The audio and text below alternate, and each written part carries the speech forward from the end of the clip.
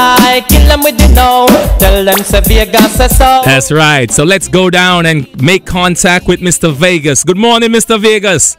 Hey, what's going on? Everything is blessed. Welcome to Groovin Radio. Welcome to Mic Check. Get to know. Morning, Mr. Vegas. Blessed, Mr. Turner. Yeah, man. And ladies and gentlemen, for the first time on Mic Check, you're hearing the voice of Mr. Vegas. Anthony, when you read the bio, I actually thought you were talking about a very old person. When you look at the list of places where Mr. Yes, you look at the list of accomplishment. Boy, Mr. Vegas, we're going to take you back. We're going to take you back to the days when where Mr. Vegas started and why the name Mr. Vegas. So the floor is open, sir. Welcome to Mic Check. Anything you want to speak about this morning? We're going to talk about your music and play some music. So, Vegas, how did this all happen? How did this come together for you? Well, first of all, thanks for having me on the program. And secondly, I had to run go upstairs and grab my passport and really look at my age and say, wait, Mr. Turner, give me such a long read up. I'm like, whoa, it's such a long time, you know? So, I felt a little bit old a while ago for real, Mr. Turner. I thought you were an old person too. Yeah, man. Well, take us. It sounds good, it made me feel like I've been doing something, in history of the music along the way. But I grew up in Upper St. Andrews, born in Kingston. I just loved music from an early age. Music was my way of getting noticed, especially by the females, going to school. Because, of course, growing up poor and going to school with no shoes and stuff like that, and not being the cutest, when girls say, you're cutie, I was not one of the names that come up in the cute conversation, So, of course, my voice was basically what was cute. And, it used to just attract the ladies.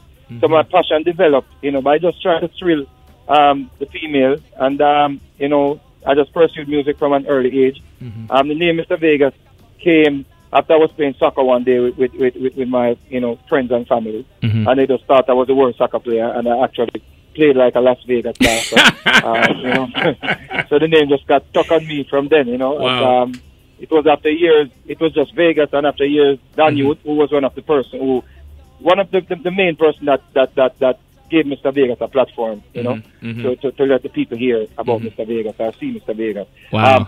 There's a mister to it, because he just wanted to add, something to it. Vegas, interestingly, when I listen to your opening statement there, and you talk about going to school barefoot and all of that, it just reminds me that, your bio may read very, very long. It may sound like, you've been around a long time. You're talking about just the other day. It's not a very long time. The journey for you, Vegas, what has it been like for you from those days to now? Tell us about it.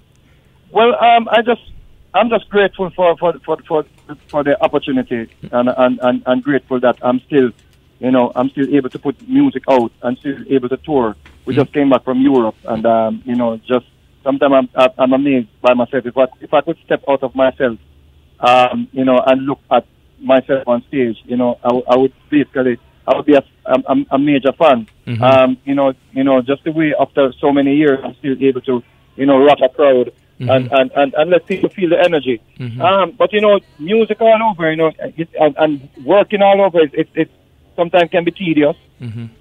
It's my dedication and my way of being, like a perfectionist. That is one of the reasons why I enjoy what I'm doing, and I think I'm still able to be mentioned, when the conversations, come up about our history of the music. Right. I just think over the years I've learned to, better my craft. I've learned to, stand up for myself. I've learned to be a business person. I've learned to be around great people. That is not just Mr. Vegas when you hear a song, but good producers behind the music like Clevie and Danny Brownie and Shams and all these good producers. When you look at yourself now, Vegas, and you look back and you say, well, when I started out in this, you mentioned that you weren't one of those fellows who the girls would look at and say, boy, I'm cute. but you had a unique voice, and your voice stand out from a lot of other artists in Jamaica. As a matter of fact, in the music business. When you look from where you came from to where you are today, how does that make you feel? And what would you say to some of those who, when you were younger and just got into this business and started singing and thought that, hey, he's just doing it for fun? What you have to say about that? Well, I've had people who thought I wasn't going to reach anywhere. I've had instances where I'm singing for like I would go like, you know, back in the days it used to be like you're standing out at the gate, because now artists are privileged to have their own computer and their own studio in their house, and everybody can have access to put out whatever they want, because there's a medium for it and there's a wide, you know, ocean where everybody can drop something in the water. But we are from the old school where basically you have to go through that gate to get to the producer. You have to go through the gate at Scorpio. You have to go through the gate at Music World. You have to go through the gate at all these, you know, main studio, and they were just a few. You know, so I came from, you know, trying to get producer to listen to me. The producer telling me that I remember one time Castor Brownie, I did a whole tape of music and sent it to Castor Brownie, because my niece used to work at Castor Brownie. And you know, I thought this was gonna be it, and you know, it was like, no, feel them not red, and you know, so you know, but I didn't give up. I just basically, you know, said, you know what, this is what I'm gonna do. Perseverance. Even my mom, you know, thought I should go get a job, but I was like, Mom, just have some faith, Mom, because you know, I wanted to just be successful enough where I could even take care of her and stopping her from going around washing people's clothes and stuff like that. Wow, perseverance. Well, the next song I'm about to play, Anthony, you know who Brownie is, right? All right, the next song I'm about to play, it's been reported that Nike Here was your first big hit. Ladies and gentlemen, you're listening to Groovin Radio. It's Mic Check, and we got Mr. Vegas. Chicken out, die die do, die do. Come on. Well, my want to see you all in the air. You never get a slam yet, for your Nike Care. Other day I'm them in the air, yeah me there. You never get a slam for your bus fare. Pressure them, yeah me there. In the latest wear, them can't smear your career. With you them want compare.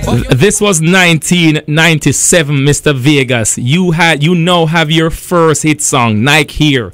When you realized that this song was a hit, what's the feelings like?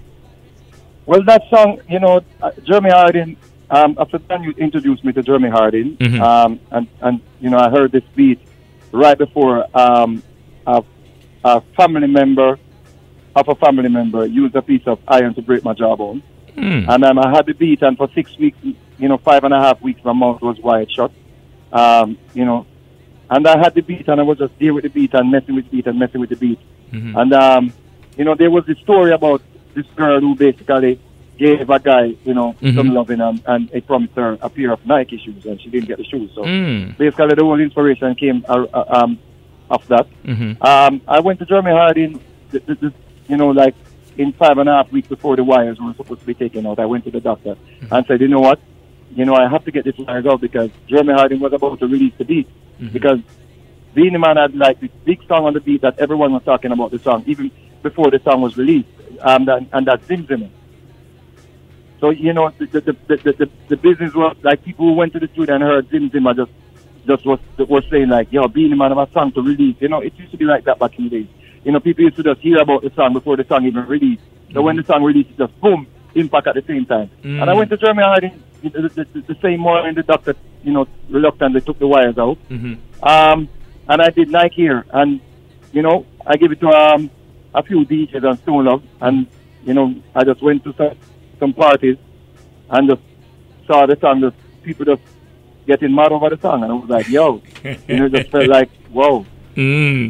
Now, growing up young Vegas, musical influence. Who were some of your musical influence, Vegas? Well, most definitely Tennessee, Barrington Levy. Of course, you know, Bob Marley. You know, but in my era, it used to be Sanchez, Pinches, Tennessee, Barrington Levy. It was just that sound that I grew up with that sound. the uniqueness of your sound. And O'Neal, I know you have a question for Mr. Vegas. It's a burning question. I know you have a burning question, but we did actually play that song already, which was the first song, Edzai. Now, Vegas, the unique sound of your voice. Is that something that you practice, or it's just a natural sound of Mr. Vegas? Well, people that know Vegas from, before the Broken Jawbone incident, I used to just be like, if you listen to a song called Rise, or if you listen to Thinking Out Loud that I covered on the Love Bump Rhythm, that was my, way of singing. After the Broken Jawbone, I went to the studio. I could not open my mouth wide enough to really get that type of, singing out. So I was basically singing, I call that, they call it the CJ style. So I was basically singing through my teeth and with less effort. More like somewhere between a tenor saw and a beat or a tenor saw and a DJ at the same time. The sound was just born. O'Neal, your question. Yes, Mr. Vegas, my name is O'Neal. You did songs like Heads High and Nike Air talking about oral sex, and now the music is rampant with oral sex. How do you find content or lyrics to stay relevant in these times, and how do you feel about how the music has changed and talking about these sexual natures, sexual deviancies and natures in the music? Well, if the message of Heads High and Nike Air are not about oral sex, anti-oral sex. No, let him speak. Go ahead, Vegas. The message of Nike Air and Heads High. You're breaking up, Vegas. You're breaking up. Yes, go ahead. I'm saying all right. Message from Nike Air and Heads High. Hello? Yeah, we're losing Mr. Vegas. The connection. There. Yeah, the connection is bad. Vegas, you there? How is it now? A little better, but I think you walked out of somewhere and you shifted from where you were. I'm actually trying to. I'm in a. You're perfect now. Can you hear me now? Yes, I can hear you now. Perfect. Sound like a Verizon commercial. Yeah, man. So basically, I'm saying the message from Heads High and not here is not just about. But if you listen to the lyrics of those, I'm saying too low to achieve. So I'm saying heads, keep your head high. So whether it's selling sex or whatever it is, or stooping low to achieve, I'm just basically telling ladies, keep your head high, right, and be independent and work hard and whatever, so forth. Nike is the same thing. Nike is not about oral sex, but it is saying don't go sell yourself cheap. Right. You know what I'm saying? That is the message I got from it, Durna. And your explanation earlier on about the young lady who actually gave up a little loving for her Nike shoes and didn't get it. And you were saying, that was the message. But that was a young chap talking to you, so he has to listen to it a little bit more deeper. No, I understand that part, but I'm saying now the music is talking about like alkaline, gauge. All it's talking about is the oral sex part now. So I'm saying how we don't highlight that. And if you notice, O'Neal, there's certain things that we speak about that I say to you that there's certain artists who will never even get the access to be here. I do understand your point where you're coming from. Basically, maybe in the era that I came from,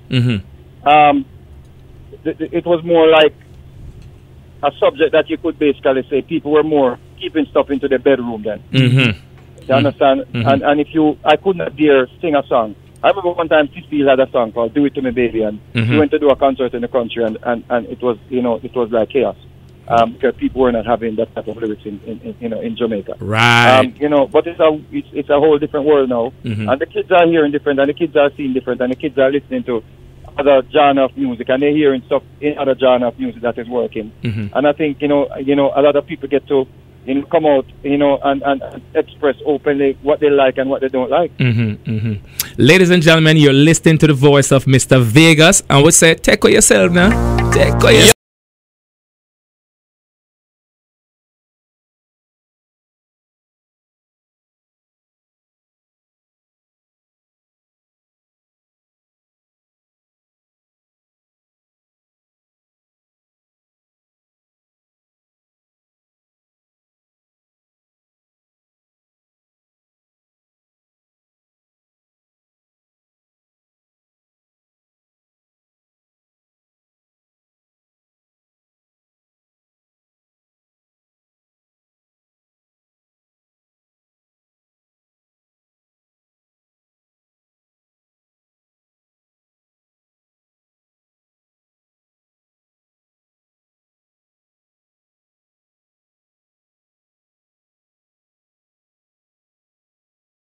Right now, Mr. Vegas, you have many songs out there that can surely hold a crowd dancing and singing.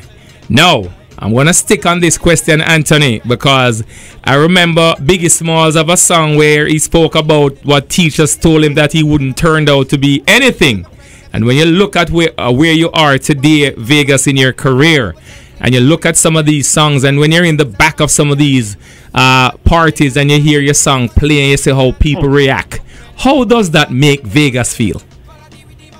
Well, you know, it's a motivation. Mm-hmm. It's a motivation, of course. Mm-hmm. It makes you want to go back into the studio.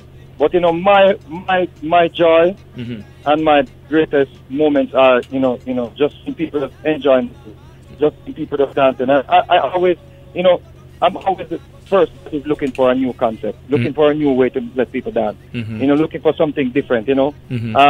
So you have to then you have, you know, maybe a hot work song, or maybe you have like a raging bull, or maybe you have like a galley swing. Mm-hmm. You know, I'm always trying to find different ways. My ear is locked to the street. My ear is locked to melody. My ear is locked to what people are saying. Mm-hmm. You know, so I'm always like trying to find different stuff, you know, to make people enjoy themselves. Mm-hmm. Mm-hmm. Now, you know, Anthony. Yeah, man. Well, I wanted to take it back a little. I think the year was in the early or in the mid 2000s. You actually retired from the music industry, and then eventually came back. What was happening to Vegas that time? Tell us why you made that decision and why eventually you got back into the industry.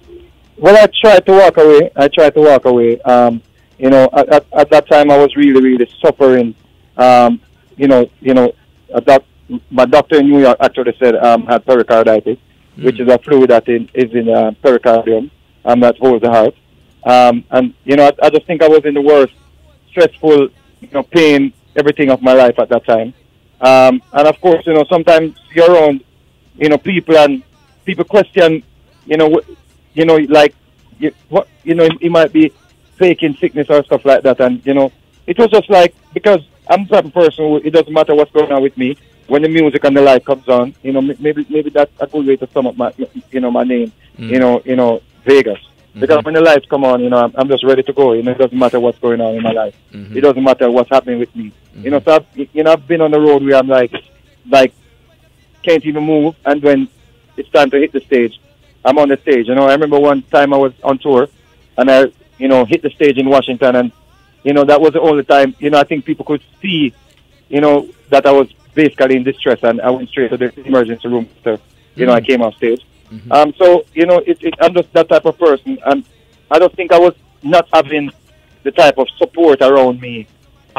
You know, it just felt like, you know what, why am I even doing this, you know? And when you said I tried to walk away, and, you know, I recorded I Am Blessed for Live Up, and the song happened to just come out at the same time, and just start going hard on the airwaves. You know, everyone was, you know, were singing the song. So I was like, whoa, you know, this is basically a clear sign that I can retire from life itself.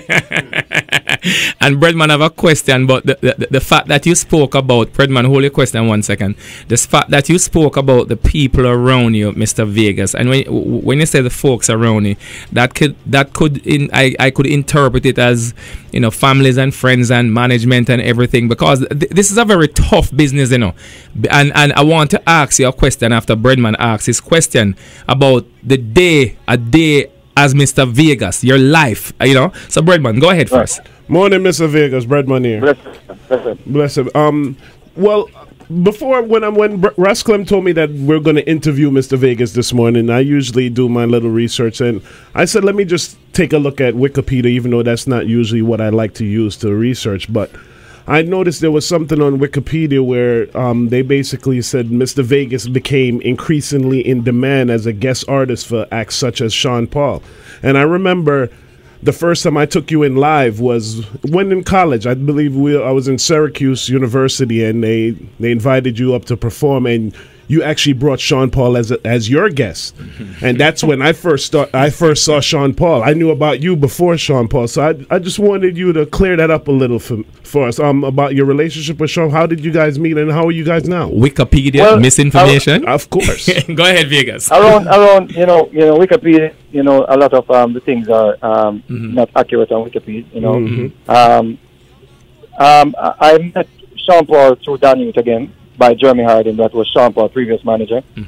And, you know, he was just this, you know, super cat sounding DJ that, you know, his lyrics were just crystal clear and his flow was just, you know, I was like, if you see the person and if you were to listen to Sean Paul before you knew him, you would not believe that, you know, when you see him. There was a, you know, this uptown good looking youth with just such a super cat sounding voice, you know, like such a hardcore sound.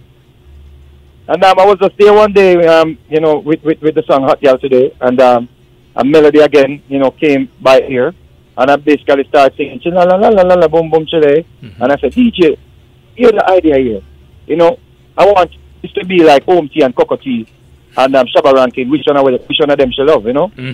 So we basically, you know, started, you know, vibing the song, and I went to Steely and Cleveland, and Steely, when I sang the chorus, the punchline to Steely, he was like, yeah man, ready, and I was like, no, but I wanted to hear this youth called Sean Paul, and he said, who that? I said, yeah man, that's bad man. So you know, we waited and waited, and you know, I left Steely with, and it, you know, Steely type of percussion, ruffled his feathers a little bit. I was like, yeah man, it's really, you know, this song is gonna be big, you know. So after that, the song came out. The song started playing in Jamaica. So I basically had Nike or Heads Eye and all those songs that were hands up that were doing very well. But you know, started pouring off us. I used to basically, you know, had Sean Paul supporting that, you know, doing the college shows and, you know, the circuits. You know, it's funny, Breadman asked that question. Anthony, when you look at the list of collaboration that Mr. Vegas have done, and you see how other artists benefits from it, you know, this conversation could spin off into something, because oftentimes when we speak of some artists, we say when they do a collaboration, Vegas, they don't give the supporting cast any kind of searching for the word here, any kind of, say, love then, or any kind of praise to say, well, you know, if it wasn't for Mr. Vegas, this song wouldn't get here. If it wasn't for Mr. Vegas, this song wouldn't be a #1 song. I kind of have a problem with that, because when you look at a lot of your collaboration, Vegas, to me, your side, your part of it is always, to me, the better side, and I'm not being biased because we have you on this morning. I'm gonna play a song right now, and it's a recent song. It's not too old. It's called Sweet Jamaica. Ladies and gentlemen, listen to Mr. Vegas and how he comes up.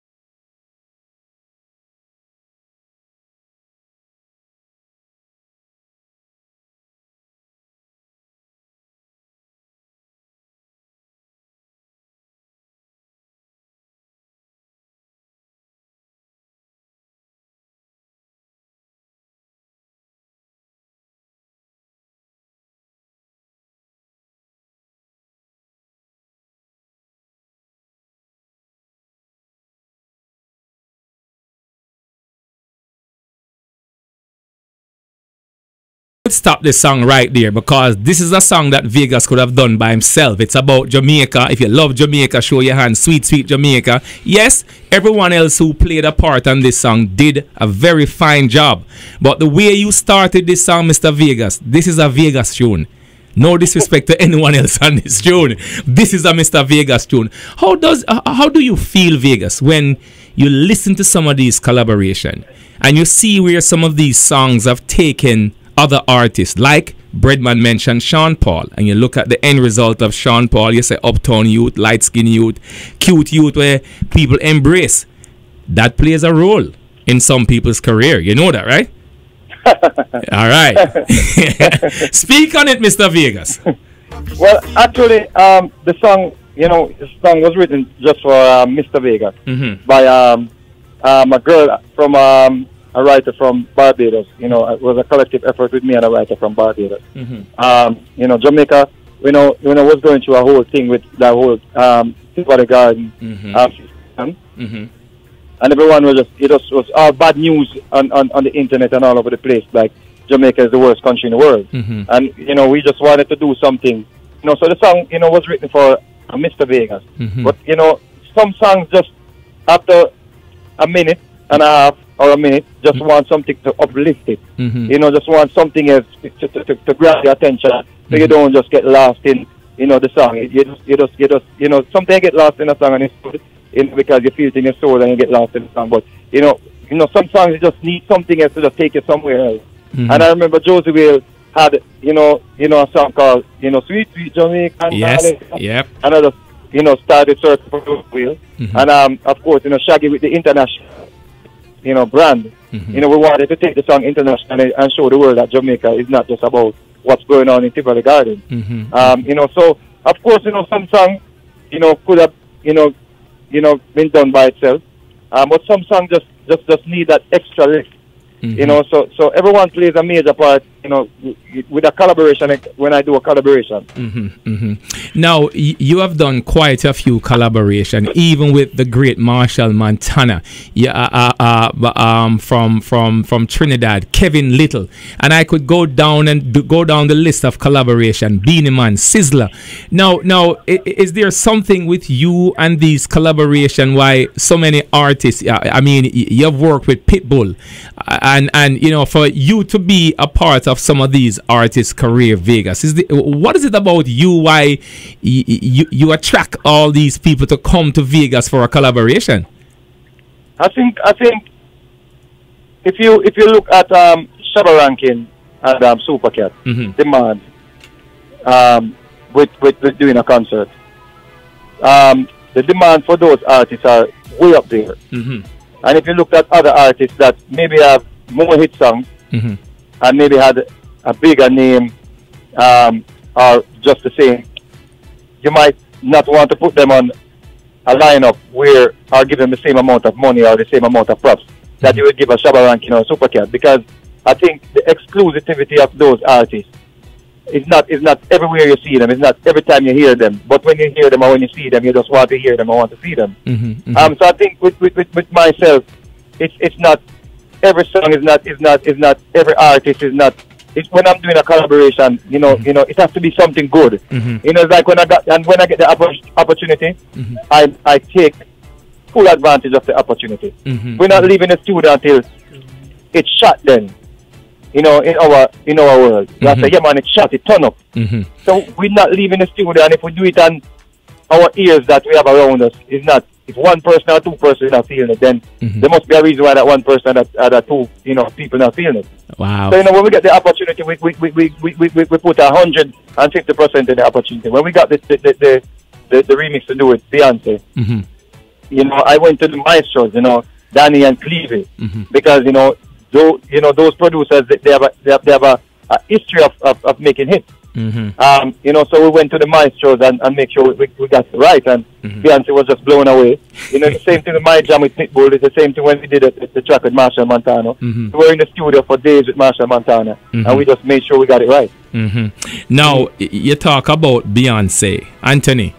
I am sure that you'd love to even rub a little bit of shoulder with Beyonce. Mr. Vegas do a tune with Mr. Vegas do a tune with Beyonce. And get to dance with her too.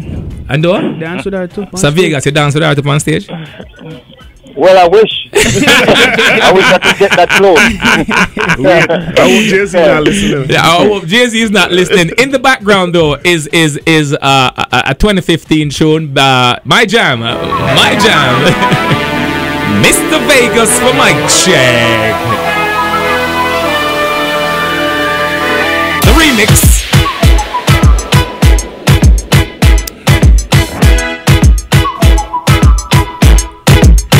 Now, Mr. Vegas, when we come back after the top of the hour, we're going to continue playing some music and continue this conversation. But, Anthony, it is very interesting, though, because when you look at Mr. Vegas's career and you look at some of the places where he has performed and who are some of the people we have worked with, it's a long list of some international. I can talk about TP and Trey Songz, Nicki Minaj, Pitbull. The list goes on and on. Boy, Mr. Vegas, you have done well and you continue to do well. When we come back, we're going to talk some more about your music and talk more about your career, because there's a lot more that we can touch on this morning. Stay where you are, Mr. Vegas.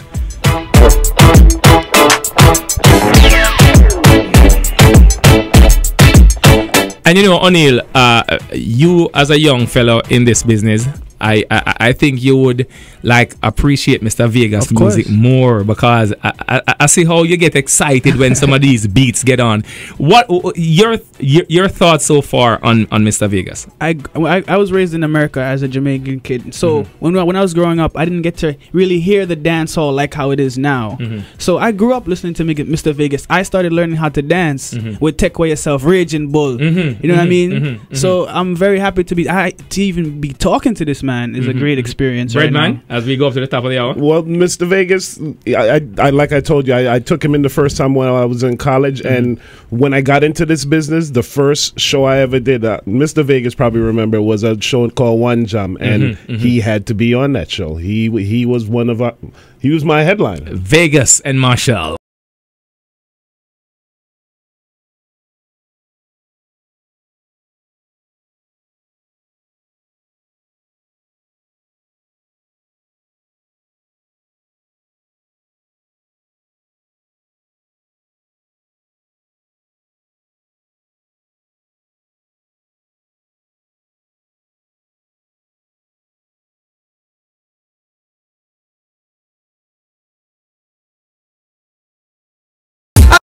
Bread man, make myself your lively, is not a dead man.